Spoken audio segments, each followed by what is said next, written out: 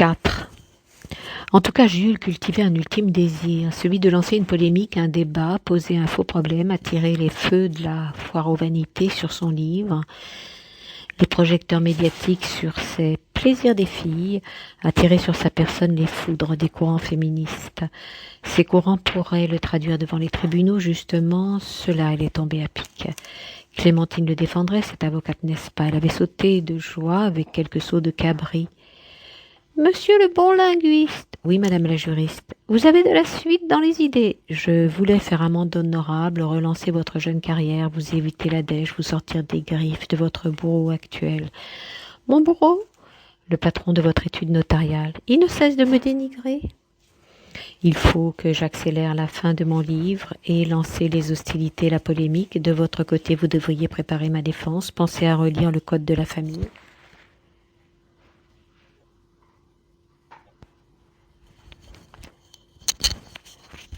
Vous pensez avoir les sous nécessaires pour me payer sans crédit? Mes tarifs sont bourgeois, peut-être. Notre cabinet d'avocats a pignon sur la place judiciaire parisienne, française, voire européenne, africaine, new-yorkaise. Sachez que chaque année, je sauve une femme des griffes des hommes violents. J'hérite d'une fortune, je vous paierai convenablement. Dès lors, Clémentine ne cessait de me destiner des messages. Un premier vers 10h, un second vers 13h15, un troisième vers 21h. Après 4 mois environ, j'ai invité mademoiselle l'avocate autour d'un café amer, au café américain de la place Saint-Augustin. Elle arrivait dans une tenue splendide. Féreuse en nous servant cligna de l'œil. Clémentine vit ce clignement s'embrancher. Une fois, en tête-à-tête, l'avocate vexée lançait son plaidoyer contre les serveuses. « Cette fille me prend pour une fille de joie. Tu veux la vérité? Je t'écoute. » La dernière fois, elle avait dit du mal de ta personne physique. Elle trouvait ta petite tenue vestimentaire effroyable et nullement du goût de notre époque. Elle t'avait même comparé à une girafe. T'inquiète, je t'avais défendu. Je lui avais cloué le bec en lui disant que tu étais la plus belle, loin d'être une girafe. Justement, ta silhouette longiligne te fait élégante. T'inquiète, avec sa taille, elle n'en est que jalouse. Elle doit cultiver une frustration devant une taille de mannequin comme toi. C'est le plaisir des femmes de haïr la belle quand un village de garçons lui jette des fleurs, des sérénades et des madrigaux. Te voilà en train d'éclairer ma lanterne. Le plaisir des filles, ne serait-ce pas la jalousie féminine, afin d'avilir la rivale, la ridiculiser. Clémentine acquiesça, mais pour elle, les plaisirs et les désirs ainsi que les émotions humaines ne sont pas du tout classables selon le genre masculin-féminin. Me voilà en train de tourner en rond. Depuis 20 ans, je tentais de comprendre la femme. À chaque fois, je reculais au lieu d'avancer. Je perdais sur tous les fronts. Pas d'amour, pas d'amitié durable entre les femmes et Jules. Et je perdais sur tous les fronts.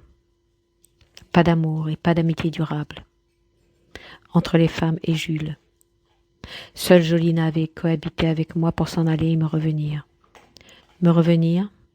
Plutôt elle revenait pour le bonheur des enfants, finit-elle par me dire. À bien y réfléchir, oui, c'est ça. Elle resta avec moi parce que je lui avais donné 2 beaux projets. Le mariage et les enfants. Puis elle s'était lassée de moi et de la routine du ménage, moi aussi. Alors je l'avais autorisée à quitter le foyer. Elle pouvait aussi prendre les enfants. Fière et têtue, elle partait avec les jumeaux de 3 ans. Elle avait squatté devant la maison de l'enfance. Là-bas, je lui avais rendu visite un mois de juillet. Dans son studio de 12 mètres carrés bien sordide. J'avais alerté les services sociaux pour leur dire que la mère de mes enfants, Jolina folle, mettait en danger les petits bouts de chou. Persévérant dans ma démarche, j'ai pu les récupérer. Sain et sauf à la rentrée scolaire toute proche de septembre, Jolina, après une expertise psychologique, semblait n'être ni bipolaire, ni schizophrène, ni perverse, narcissique, ni retardée mentale. Sans vrai souci, sans emploi, elle se culpabilisait d'être bonne à rien. Elle regrettait de ne pas participer aux dépenses du ménage. Pourtant, je n'avais rien exigé. En tout cas, elle refusait de revenir à la maison. Elle fut encore accueillie dans la maison de l'enfance. Elle chercha une formation en psychologie humaine. Elle décrocha un certificat d'aptitude à lycée, tiré vers la paisible bienveillance, les relations apaisées en entreprise, en famille, dans les écoles et la formation continue. Son diplôme s'intitulait médiatrice de la paix. La mairie l'embaucha pendant une année dans le cadre d'un emploi aidé. Une fois ce premier poste arrivé à son terme, elle allait être engagée comme vacataire pendant une année supplémentaire avec un salaire en double, mais elle refusait de quitter la maison de l'enfance. Elle la quitterait sous cette condition: décrocher un emploi dans une association qui aidait les femmes battues d'ici et d'ailleurs. Jolina voulait créer des groupes de parole afin d'aider à mieux gérer le traumatisme subi par ses victimes de certains hommes violents. Et voilà, le destin lui apportait une embellie. Elle gagnait au loto, sans oublier son héritage familial. À partir de ce moment, elle s'associait avec une famille boulangère pour détenir 50% des parts de leur chaîne de boulangerie et pâtisserie. Elle me permit de laisser tomber mon emploi. Dès lors, je m'étais consacrée à l'écriture, à l'éducation des enfants et à l'entretien du ménage. 5. Ce dimanche, Jules a savouré une grasse matinée reposante. Tout en prenant son petit déjeuner, il écoute la radio, une émission d'Isabelle, une voix sensuelle pleine de vie. L'invitée du jour, Adriana, la fille de Prague. Le mannequin de mode présente son livre. Elle le présente chez Isabelle à travers Il n'y a pas une vie unique dans la vie terrestre, ou son émission dominicale. Jules est surpris par le discours d'Adriana. En effet, son livre ressemble au dernier roman cosmique de Jules, préfacé par Usawen. Adriana et Jules se rejoignent dans beaucoup de thèmes: la méditation, la nécessité de faire de temps en temps le ménage dans leur entourage, la misère en Éthiopie, leur accent quand ils déclament la langue française étant donné que Jules avait grandi en Kabylie dans le nord de l'ensoleillé ancien ranch colonial, la chaleureuse hospitalière terre du garçon, l'Algérie. Oui, les deux livres parlent de solidarité et du droit à la noble libre différence, sans oublier de dénoncer les clichés répandus en Occident sur les filles de l'Europe de l'Est. Ces filles à la fois misérables et très profiteuses, comme certains disent, chez nous en terre occidentale européenne. Ces esclaves de l'argent, comme certains disent, chez nous en terre occidentale européenne, terre des alcools forts et des drogues fortes. Les deux livres revendiquent aussi le droit à un air pur à respirer partout, un air maintenant pollué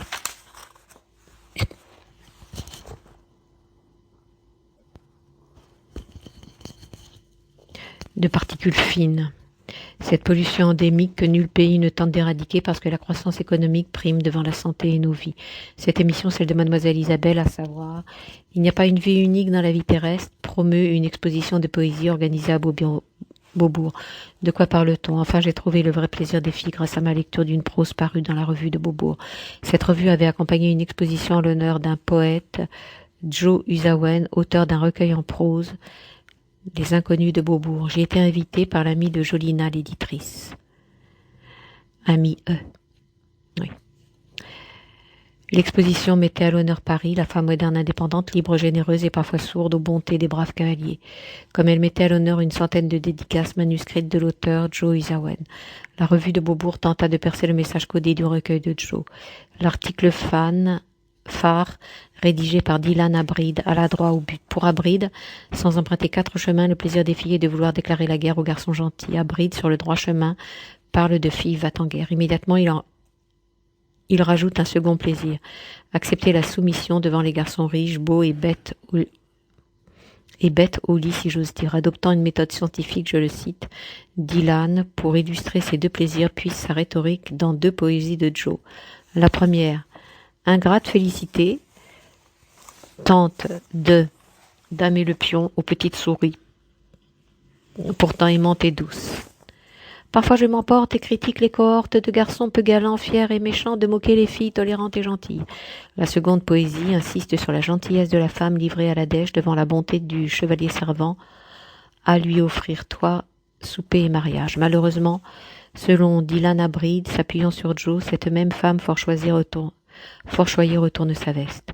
À la première faiblesse de son chevalier servant, elle fuit ses responsabilités. Au lieu de montrer de la solidarité, elle esquive la réalité. Elle nargue les braves cavaliers. Je cite Joe. Cet état guerrier vient d'être souligné par le même Joe dans son récent ouvrage. Dédicace joyeuse que l'amie de Jolina, l'éditrice, vient de m'adresser par colis postal. Dans son préambule, Joe plante le décor à propos du bras de fer souvent lancé par les participants à une relation humaine et partout, en entreprise, à l'école, dans la rue, un café, les transports en commun, sur un plateau médiatique et dans le quotidien du couple. Grand 4. Lila Rosa. 1.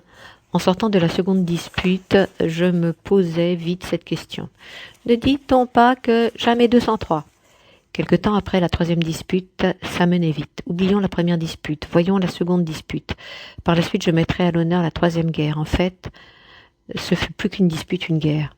Dans ces trois conflits, je fus la partie responsable au premier chef. Mais le mépris essuyé par Bibi de la partie adverse fut disproportionné, démesuré, violent.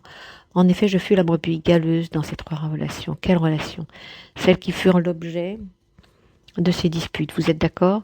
Un conflit survient entre au minimum deux belligérants. Dans mon cas, en plus de Jules, le second belligérant fut Cathy, Ipti, puis Lila. Toutes voulaient m'épouser. Moi aussi, je voulais les épouser. Mais en ce temps de ma jeune arrivée à Paris, je ne savais pas les codes des filles et des villes. Je leur donnais une importance exagérée.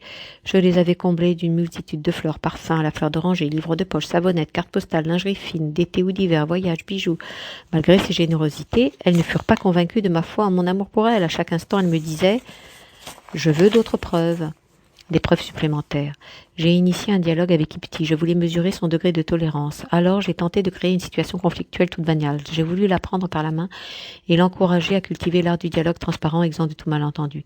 N'est-ce pas là une preuve d'amour, une envie de rester avec elle ? Ipti pensait ne pas se contredire quand elle disait à Jules l'existence d'un sujet sur la planète Terre qu'elle ne voudrait pas aborder avec lui. Pourquoi ? Pour elle, Jules ne lui était pas quelqu'un de proche au point de pouvoir lui parler de leur cuisine familiale. À Mademoiselle Ipti, cuisine secrète, c'est tout. Ipti rendit la balle à Jules en l'incriminant d'avoir déformé ses paroles.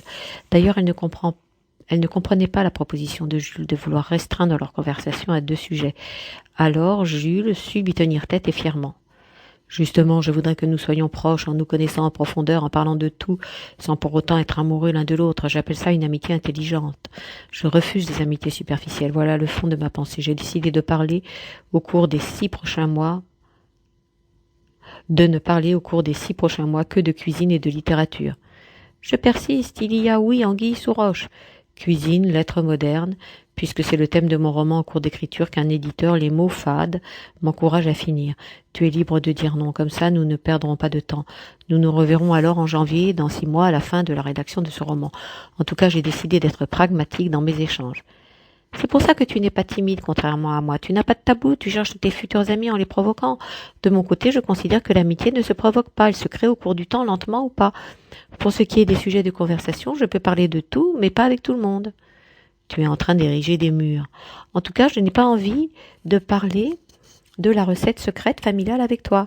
Et c'est loin d'être un sujet tabou, mais j'ai mes raisons que je ne désire pas non plus te dévoiler. Pour moi, c'est un sujet sensible, ça me rappelle certains drames familiaux. Je ne me sens pas à l'aise de t'en parler, donc pour toi, je suis une perte de temps. Si tu crois à l'amitié intelligente, tu comprendras que parfois certaines personnes ont vécu des situations graves. La confiance vient avec le temps, elle ne se commande ni ne se quémande. Je respecte ton état d'esprit, je te demanderai de respecter ma conception de l'amitié. Ce serait une perte de temps pour nous. Dans ce sens, nous serions superficiels. Nous aurions été hypocrites en refusant de parler de tout. Nous n'aurions fait que nous caresser dans le sens du poil. Ipti lui laissa sa liberté de penser. Libre à toi d'en déduire ce que tu voudras. Au bout d'une année, 2 ou 20, nous aurions prêché dans le désert puisque je ne t'aurais pas enrichi réciproquement. Cela aurait été une perte de temps pour nous deux. C'est juste mon avis. J'appelle ça partir sur de bonnes bases, soit pour assainir notre timide relation, soit pour la stopper dans la joie et la bonne humeur. J'ai toujours été transparent. Toi et moi utilisons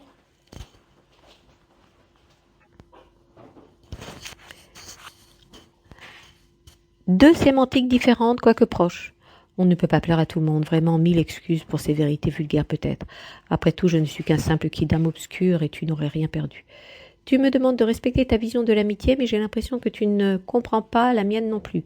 Je t'explique que je ne suis pas à l'aise sur le sujet de la recette secrète culinaire familiale, tu me traites d'hypocrite.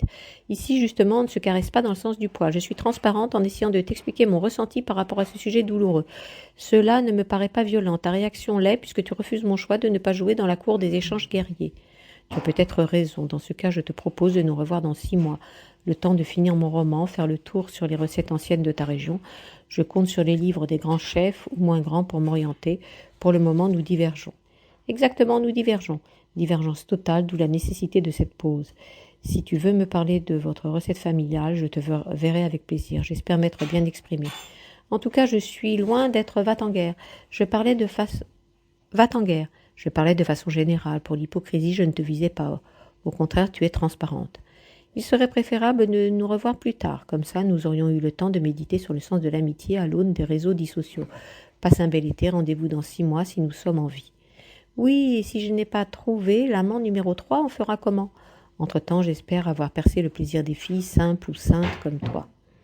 Mon plaisir, recevoir des preuves solides, factuelles. 2. Et cette pause débouchait sur une séparation définitive. Bye bye love, selon les garçons de Liverpool, puisque le proche lendemain de ce dialogue de sourds tendu, le destin me faxait Lila. Une semaine plus tard, je lui disais tout de mon âme endolorie, de ma déception devant les preuves exigées par Ipti. Lila ne cherchait pas de preuves, elle se présentait comme le joli cœur d'or le plus rare qui puisse battre sous le soleil, et je la cite. En contrepartie, elle attend plus d'attention de son amoureux, elle adore être mise sous les feux de la rampe. Voir un garçon s'agenouiller à ses pieds, elle parle de génuflexion pour la demander en mariage sur le pont des Arts si possible, lui ait été une preuve du bel amour sincère profond du prince et du prétendant. Oui, le garçon doit la cajoler avant de la conquérir, même pour partager ensemble un moment dînatoire dans un salon de thé ou bien un café mort rustique.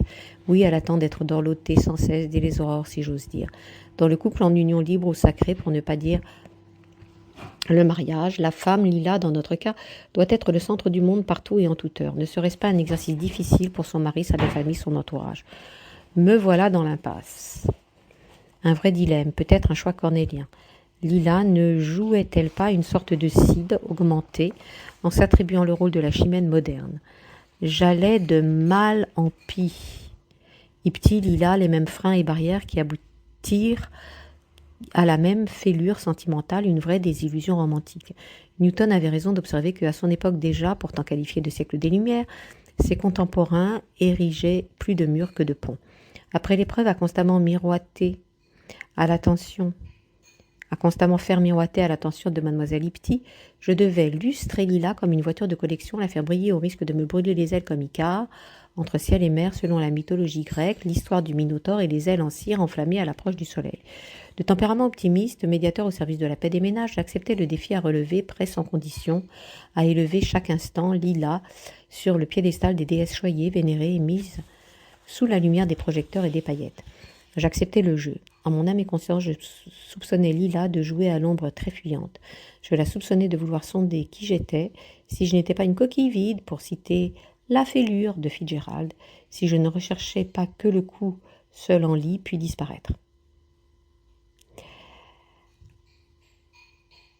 Je la soupçonnais de poser des garde-fous nécessaires pour se protéger. Sûrement, elle devait avoir été meurtrie par quelques mésaventures récentes douloureuses. Serein, je fus disposé à livrer, inébranlable et vaillant comme Achille, la bataille, à lui prouver que j'étais un type bien, loyal, aimant, fidèle et sachant écouter autrui, être à l'écoute des envies des filles, les envies et désirs de Lila en particulier, des preuves. J'ai initié un dialogue avec Lila après Ipti. Je voulais mesurer son degré de tolérance. Alors j'ai tenté de créer une situation conflictuelle des plus banales. J'ai voulu la prendre par la main, l'encourager, cultiver l'art du dialogue constructif. N'est-ce pas là une preuve, une envie de rester avec elle? Suivons ce dialogue entre Lila et Jules. Bien sûr, j'ai mené les débats avec une réelle mauvaise foi. Le but, énerver Lila, l'amener à m'insulter, mais c'est sans compter sur l'objectif de Jules. Je cherchais à sonder si Lila est rompue au dialogue poli et respectueux et à voir si elle se remet en cause. Je craignais de faire face à une personne perverse, narcissique, peut-être bipolaire. Au moment où nous nous attendons à une dispute, Jules évite la cérémonie des adieux regrettables. Dans ce qui suit, Jules aborde un sujet souvent en point de discorde entre les garçons et les filles en train de faire connaissance. Un tel sujet finit vite par mener au moche malentendu. Surtout, les deux antagonistes mis en conflit, à savoir Lila et Jules, ont reçu deux éducations différentes. Lila n'est que de passage à Paris, tandis que Jules, lui, prétend habiter Versailles. Il triche. Il tente de séduire Lila, car celle-ci vénère le roi Soleil et le château de Versailles. Et son livre de chevet n'est autre que Voltaire, je veux dire, le siècle de Louis XIV, donc. Suivons la mise au point du garçon adressée à Lila, la fille slave. Celle-ci l'aurait insulté gratuitement. Lisons la pédagogie de Jules. Le but est bien entendu de fonder de bonnes bases entre eux. Surtout, Jules tente de lui expliquer son égoïsme à Lila et sa facilité à déformer les propos d'autrui. Elle déforme pour dominer. Elle déforme sciemment pour rabaisser l'autre, l'avilir, le détruire, le ridiculiser, le mépriser. Cette salissure, cette intimidation. Serait-ce le plaisir, le vrai, de Lila et des filles ? Chère lectrice, cher lecteur, je vais donc vous rappeler un principe. Ne jamais bomber le torse ni se sous-estimer. Le dialogue doit être privilégié. Lisons la réponse de Jules à l'attention de la fille slave Lila, sûre d'avoir raison à tous les coups. Voici le mail envoyé par Jules à Lila, ce mail, cette thérapie de couple. Chère Lila, vraiment ton attitude m'a fait mourir de rire. Tu as oublié un détail. Qui a commencé l'interview ? Il me semble que c'était toi la première à m'avoir posé beaucoup de questions. Tu m'avais dérangée, alors que je travaillais sur mon roman, ma recherche d'emploi et sur bien d'autres sujets urgents. Comme je suis polie, j'avais répondu à tes questions. Parfois, tu me posais la même question plusieurs fois et j'y répondais avec le sourire. Surtout, tu m'avais posé une question dramatique sur le mariage, l'amour, les enfants. Sais-tu que peut-être ma femme et mes enfants sont morts après l'attentat de Paris en 1995 ou lors des attentats non relayés par la presse occidentale en Algérie au cours des années 90, tristes, tragiques ou peut-être dans un crash d'avion, un accident de la route. Mais j'avais répondu poliment pour satisfaire ta curiosité. Je trichais en réalité puisque je jouais un personnage de roman. Parfois le philosophe, le sociologue, le penseur.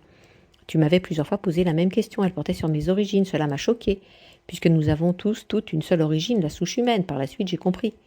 Tu tenais beaucoup à classer les personnes dans tes tiroirs, du moins tu revendiquais fièrement ton appartenance à un pays, le Tolkistan.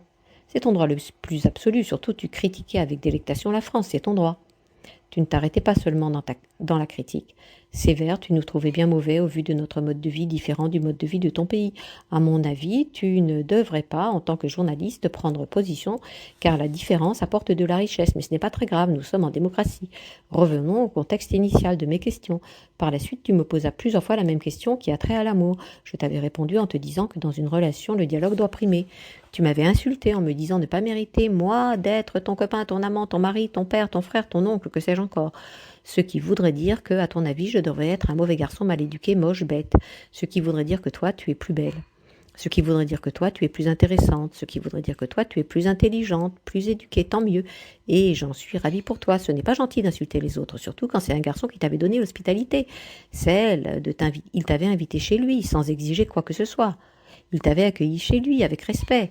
Il t'avait accepté chez lui avec considération. Oui, je suis moche, bête et mauvais. Et alors ? 3.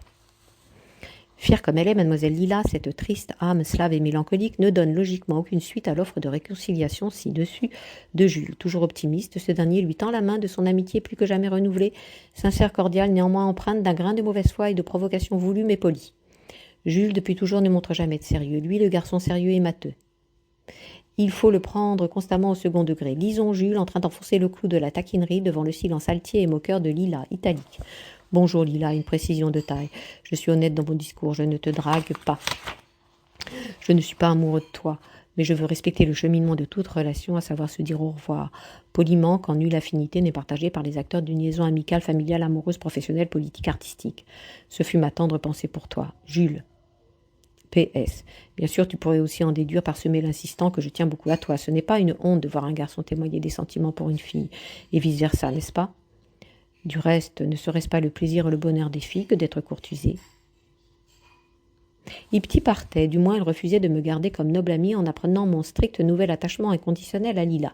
Celle-ci, indomptable, dominatrice, rejetait mon offre de bâtir une relation équilibrée, un pacte donnant-donnant.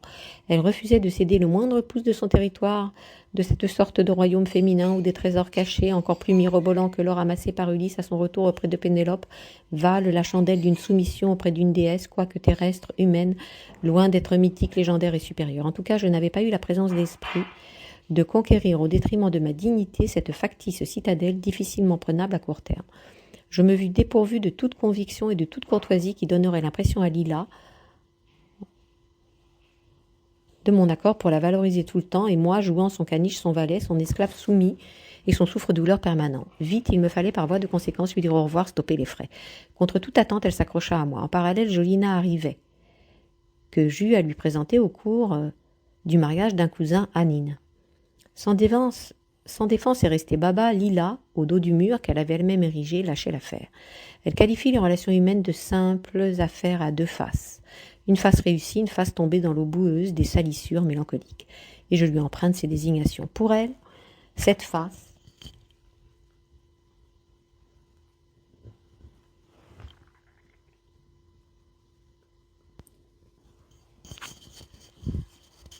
n'est autre que la vie qu'elle compare à une valse à deux temps. La face réussie représente le temps de cette valse de l'amour, du couple épanoui.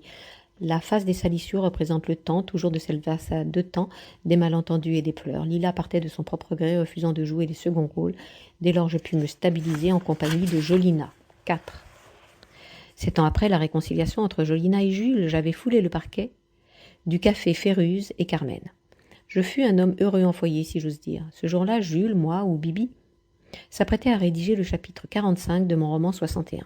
Comme je devais concocter une chute honorable à la pièce, pour un bol de riz de Joe, mon ami d'enfance actuellement résident dans les Alpes de Haute-Provence. Ce fut au lendemain du départ de Jolina et nos enfants dans une station de ski. Notre couple refleurissait depuis 10 ans grâce au sens de la famille chevillé au corps de Jolina. En ce jour de décembre, Jules connut Clémentine. Par la suite, nous avions gardé le contact. Bien sûr, je lui avais dit mon célibat fin, que j'ai vite corrigé pour lui dire mon statut de mari attentionné, de bon papa et d'homme heureux au foyer. À partir de ce moment, elle me faisait les yeux doux. Elle trouvait que ma femme abusait de moi. Alors je lui proposais de m'aider à divorcer. Elle m'invita chez elle par une après-midi de janvier pour te venger de cette vipère de mauvaise épouse qu'elle renchérissait. J'arrivai chez elle vers 16 heures après une marche de plus de 30 minutes. Un paysage lunaire me fit face, habité par une bâtisse isolée sordidement. Un calme plat entourait cette bâtisse, située en bordure d'un sentier bien entretenu, loin d'être défoncée, couverte d'un toit en ardoise. On eût dit une maison bourgeoise. Clémentine confirma mon soupçon. C'était la maison de l'avocat de son étude notariale, le chef de Clémentine. La mère de celui-ci nous avait reçus. Clémentine m'a dit votre visite est son objet. Vous faites très bien de divorcer. Seriez-vous un homme soumis et de temps en temps battu ? Les femmes battues, ça n'est pas une légende urbaine. Je m'y connais très bien, Clémentine aussi. Mais elle et moi avons tué nos bourreaux sans avoir eu l'intention de leur donner la mort. La justice nous a blanchis. Seriez-vous des criminels ? Libre à toi de supposer ce qui te plaît. J'ai compris vos sombres plaisirs. Sombres ? Détruire ma famille. J'avais bu un filtre offert par mes hôtes et me voilà dans le coma. À peine, moi, sorti de ce coma, j'entendis un vieux refrain. Sa jeune femme le fit périr, elle lui fit boire de la bière et un filtre pour l'endormir. En parallèle, si vous tombez sur un livre signé Clem la Juste, je vous conseillerais de le lire pour le plaisir de la lecture. Si le titre dévoilé est Le désir des filles, alors je vous conseillerais de ne pas vous fier au titre. Il ne vous apprendra rien sur le désir des filles. En revanche, je vous saurai gré d'avoir une pensée pour Jules en voie de guérison à la suite d'un coma induit par un poison ingurgité chez Clem et sa complice. Je vous promets le livre de l'ultime plaisir des filles. Dès ma totale convalescence, à la condition que nulle catastrophe ne frappe notre planète, une météorite, un virus échappé d'un laboratoire, une invasion de sauterelles, les terres agricoles mangées par le béton, une attaque de nos amis les bêtes, dites sauvages, contre nos villes et villages à cause de la déforestation à grande échelle. 5. Demain, on viendra chercher Clem. Elle risque de prendre la perpétuité à cause d'une sévère campagne de dénigrement menée tambour battant à corps et à cri par son patron. Cet avocat mange à la même table que les notables de la place de Paris et des cercles d'influence de la justice injuste, parisienne, voire européenne, new-yorkaise, londonienne ou moscovite. Aux dernières nouvelles, d'après les propos rapportés par son avocate que Clem n'a pas choisi, son ex-patron a su convaincre ses anciens époux de témoigner à la barre et d'enfoncer Clem davantage en soulignant qu'elle fut violente dans leur ménage et qu'ils furent des hommes battus. Son ex-patron, cet avocat influent, ne voudrait-il pas décourager Nora, l'avocate de Clem, la défenseuse des causes perdues ? En effet, celle-ci détient un espoir imparable.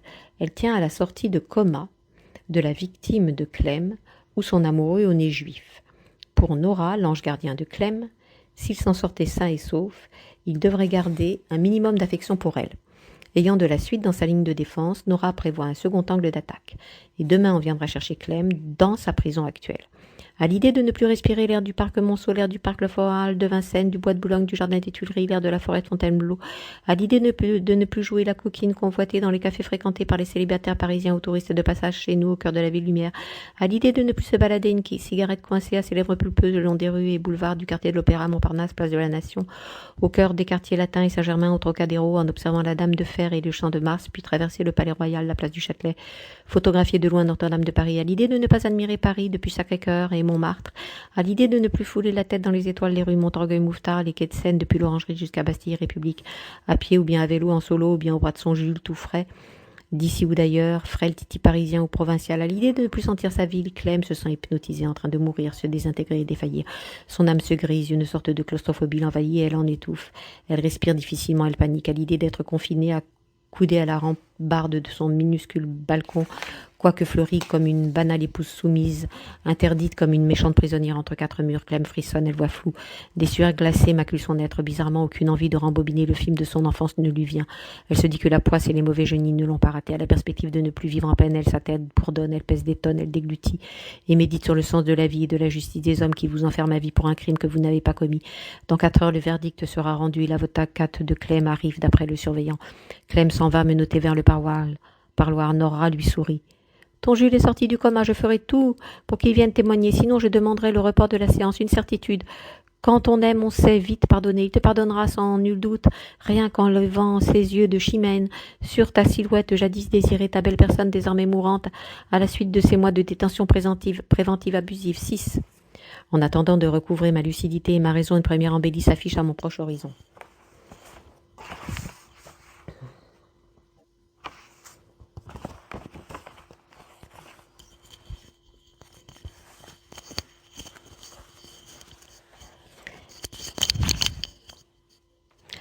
Après ce coma vaincu, je me sens renaître à la vie, c'est décidé, j'oublierai les malentendus ayant jalonné mon existence, surtout les différentes disputes futiles survenues entre moi et mes amis, IES, qui m'avaient rejeté sans raison, à l'image de Clémentine.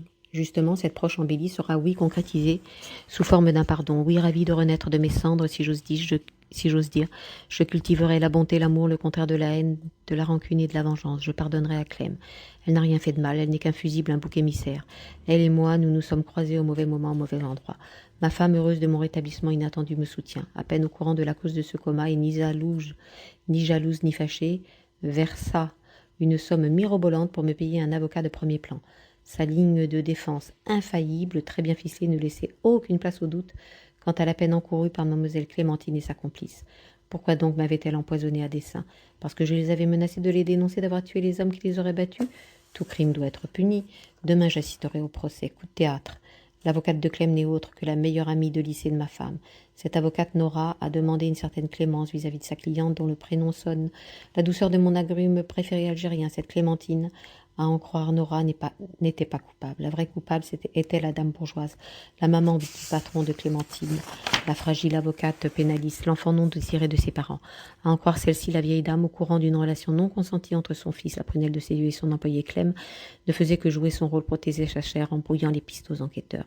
Le bon avocat, vu les sphères d'influence à ses pieds, n'avait pas souffert pour dédouaner sa maman. N'avait pas eu de difficulté à dédouaner sa maman. Un simple rapport dit psychiatrique lui avait suffi afin de qualifier sa vieille, chère, sénile maman de folle, voire de personne atteinte de la maladie du siècle, Alzheimer, et la bonne dame fut blanchie. Nora ne pouvait lutter contre cette machination, ce réseau de l'entre-soi, cette mafia qui ne disait pas son nom, cette caste impayable, difficile à concasser, tellement elle est dure comme un bloc de granit. Nora compte sur son amie de lycée ou ma femme, la partie civile se devant de défendre son mari volage, tombé dans un traquenard. Nora compte sur notre bienveillance pour sauver Clem. Demain, une embellie s'affichera à mon horizon. Un vrai rayon de soleil commun à partager à 4. Nora, Jolina, Clem et moi. Maintenant, demain est devenu aujourd'hui. Dans quelques heures, le procès s'ouvrira. Le jour s'est levé sous un beau ciel vénitien, algérois, disons niçois, antibois et monégasque aussi. Un ciel limpide qui éclate d'une blancheur virginale, lumineuse et aveuglante. Le soleil ne tardera pas à nous inonder de ses doux rayons. Me voilà dehors. Les premiers de cordée s'élèvent tôt de cette France à 2 vitesses, se dépêchent de prendre les transports. Là-bas, un rideau de fer de bistrot se hisse à mon passage. Un fracas ébranle le calme du matin ainsi que ma sérénité demeurée intacte, inébranlable. Un groupe de travailleurs du bâtiment accourt et demande au bistrotier des cafés à emporter. Une baby-sitter conduit une poussette de jumeaux d'un paleste. Un cycliste en sens inverse a failli me faucher. Plus de peur que de mal. Je marche, heureux d'être revenu à la vie. Oui, heureux de respirer l'air frais, pur de Paris en ces premiers jours de déconfinement, avant le retour à une vie normale ou le retour de la pollution dans quelques semaines ou quelques mois. Je marche comme un héron, heureux, altier, fier de pardonner à celle qui a failli payer les pots cassés par une tierce personne. J'hésite à spécifier, à spécimen de notre race humaine à propos de cette sorcière.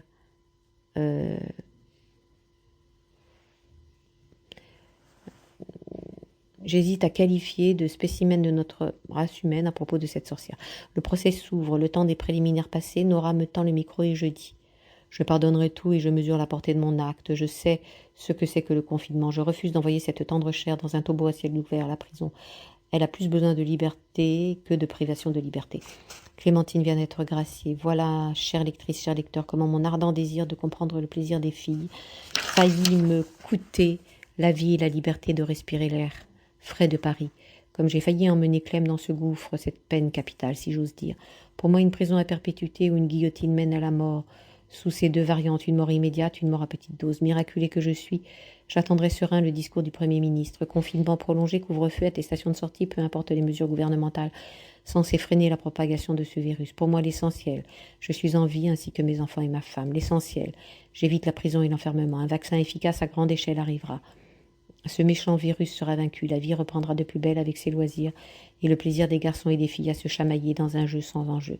La vie normale reprendra, mais la modernité sera toujours tenue en laisse par les chics promesses mirobolantes de elle, E majuscule, cette beauté trompeuse miroitée par la grande ville, la ville lumière Paris, que Jules a pendant plus de 20 ans adulé et qui faillit le perdre. Grand 5, Alice. 1. Sabrina, une journaliste du Parisien, la stagiaire en fin de son cursus, un diplôme d'ingénieur option médias, sémiotique et rhétorique, se demande, songeuse, soucieuse du travail bien accompli. Ai-je très bien résumé le procès de Clémentine et Jules conformément aux attentes des lecteurs? Samir, son tuteur ce matin, alors qu'elle est censée être au repos en RTT, ne s'est pas gêné dès 7 heures pour l'appeler. Cher Sab, une lectrice, Marie-Laure Tessier, se plaint, perplexe, de ne rien comprendre à ton récit. Son tuteur de stage lui dit de répondre aux commentaires de Marie-Laure postés sur leur site internet. En après-midi, Sab a tenté de lui résumer la situation comme ceci. Chère madame, en 2 mots. Jules a séduit Clémentine et réciproquement, car sa femme, Jolina, lui fait la tête. Alors, dans le dessein de la reconquérir, Jules tente l'option fatale et qui marche à tous les coups, la jalousie. C'est connu le désir mimétique. Sûrement l'épouse, au courant d'une infidélité de son mari, fait des pieds et des mains, si j'ose dire, pour briser son idylle extra-conjugale.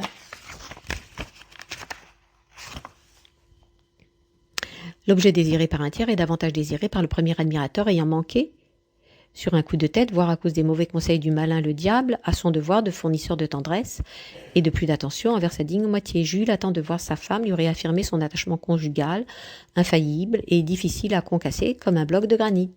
Toujours est-il que pour le moment, c'est plutôt son cœur, comme fait de Pierre Derain, qui a montré une rigidité de granit insensible, incassable.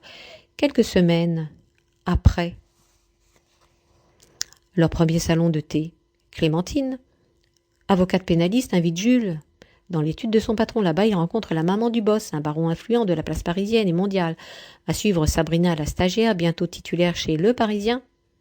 Une affaire de sale fric serait derrière cette situation tragique. Au courant de l'héritage mirobolant de Jolina, cette princesse slave, issue d'une oligarchie intouchable, les 2 femmes ont tenté d'empoisonner Jules. Surtout la maman du baron en a profité pour appeler la police, dire que Clémentine est la vraie coupable. En ce sens, pour étoffer sa ligne de défense, elle invite les anciens maris de Clem. Ils ont témoigné, comme quoi leur ex-femme les a violentés, aveu obtenu grâce à une sorte de corruption exercée sur eux par la vieille vipère. Jules est dans le coma, chanceux, il en ressort et se réveille sans dommage. Il porte l'affaire au tribunal, la vieille dame est blanchie. Clémentine, sans défense, est emprisonnée. En parallèle, la pandémie, due au virus 19, a fort tétanisé Paris, et Jules, qui a connu l'anxiété et le confinement. Le jour du procès, il a refusé de confiner entre les 4 murs Clem. Une telle sanction aurait été l'une des plus grandes erreurs judiciaires parisiennes. Bienveillant ce Jules qui est rentré chez sa femme et ses enfants dans la joie et le sentiment du devoir accompli, le devoir de pardonner aux faibles que nous sommes, nous les humains parfois bêtes, méchants, facilement manipulables, prêts à vendre notre âme au diable, diable religieux, diable capitaliste, pour briller dans la société des loisirs et faire le beau ou la belle, amuser la galerie. Oui, nous oublions que l'arroseur est toujours arrosé. Et que, Dame Nature, une certaine justice immanente, si vous aimez mieux, finit par rétablir les équilibres des gens gardiens exigent. Ils savent protéger les innocents. Jules n'est pas d'accord avec Yasmina Khadra. Pour le grand écrivain à suivre, le titre de son roman éligible au Nobel, les anges. Un jour ou l'autre finissent par jeter l'éponge, mourir, à cause des innombrables blessures subies par certaines âmes malheureuses, maudites peut-être. L'humain est un moins que rien. Martelaient, quand Sab jouait l'insolente et la fière, les grands-parents de la jeune stagiaire. Ces rescapés de la Seconde Guerre mondiale, de la formidable guerre d'Algérie et de l'attaque du musée du Bardo à Tunis en ce triste 18 mars 2015. Dans son récent article sur leur site web, la future journaliste enfin titularisée s'interroge. « Moi, Sabrina, la stagiaire du Parisien, ai-je très bien restitué le procès de Clem ? Ai-je bien compris les tenants et les aboutissants de cet empoisonnement raté, et tant mieux ? Pourquoi la maman du patron de Clem accepte-t-elle les agissements irrespectueux de la femme, subis par Clem, son employé ? Cet enfant non désiré, allant d'humiliation parentale vers le harcèlement impuni patronal au travail d'eux.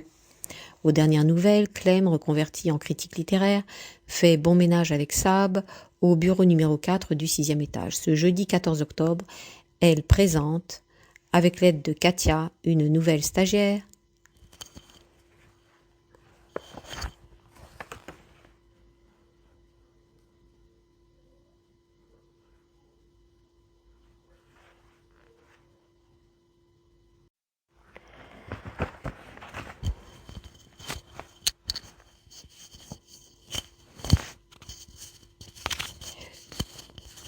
Ce jeudi 14 octobre, elle présente, avec l'aide de Katia, une nouvelle stagiaire, une jeune romancière, Alice Lim.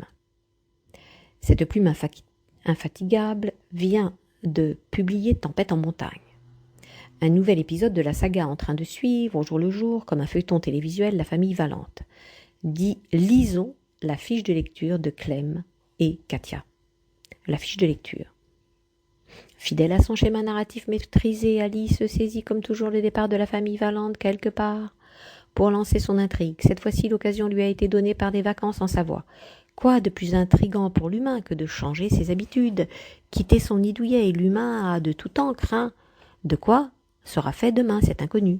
Ces vacances, c'est aussi un prétexte pour Nine, la mère de famille, à l'initiative de cette excursion dans une station de ski, de s'interroger. Fait-elle plaisir à ses deux fils et son mari adorable, prêt à rendre service, combler femme et enfants ? N'en fait-elle pas trop ? Ne devrait-elle pas lâcher son beau monde, Delphine compris, la copine de son fils aîné ? Et voilà qu'elle tente de se justifier en rappelant toute l'attention dont elle et son mari entourent leurs deux garçons, comme si elle avait le droit de vie et de mort sur eux, comme certaines mères étouffantes, que nenni, puisqu'elle s'est lâché la bride pour cultiver son jardin secret, sa vie publique de romancière épanouie. Oui, la littérature occupe une grande place dans sa vie de retraitée, toujours jeune et en phase avec la modernité. Ne se déplace-t-elle pas sur une trottinette comme une adolescente ? Et les nouvelles technologies de l'information ne lui font pas peur, la preuve. Elle s'est mise sans déplaisir à écouter d'innombrables livres audio, surtout qu'elle peut s'exercer à d'autres activités domestiques en parallèle. La littérature lui permet aussi de tisser des liens qui libèrent. Du début à la fin, Alice met en scène des situations où un vivre ensemble, jusque-là heureux chez la famille Valente, semble mis en perdition. Le lecteur se posera la question : pour quand la tempête annoncée par le titre ? Au retour des vacanciers chez eux, dans leur cocon parisien, boulevard de Tessier, une autre fois, Alice conclut la nouvelle critique littéraire, Clem, nous gratifie d'un épisode joliment écrit, en termes de style et d'histoire de famille, rondement mené. D'un autre côté, elle nous laisse sur notre faim, remarque Katia, le bras droit de Clem. Elle nous laisse pantois, dans le sens suivant. Alice introduit une L, E majuscule, pardonneuse, P majuscule, sans en dire davantage. Cette L majuscule, serait-ce la face heureuse de nos vies croisées au cours de notre passage éphémère ici-bas ? Cette L majuscule pardonneuse, serait-ce la société de consommation de masse qui, d'une certaine façon, constitue notre moteur, notre joie, notre motivation pour nous lever aux aurores pour aller travailler ? Oui, travailler pour recevoir chaque fin de mois une paye, à dépenser en biens de consommation divers et faire plaisir autour de nous. En tout cas, l'énigme L majuscule pardonneuse demeure non résolue. aux yeux de Clem aussi. Elle rassure Katia. Attendons le prochain épisode ou la prochaine saison de la saga de l'autrice. Elle creusera sûrement en profondeur cette notion floue. Façon de tenir ses lectrices et lecteurs en haleine, leur donner envie d'attendre la suite et vendre ses ouvrages à grande échelle. Fin du roman.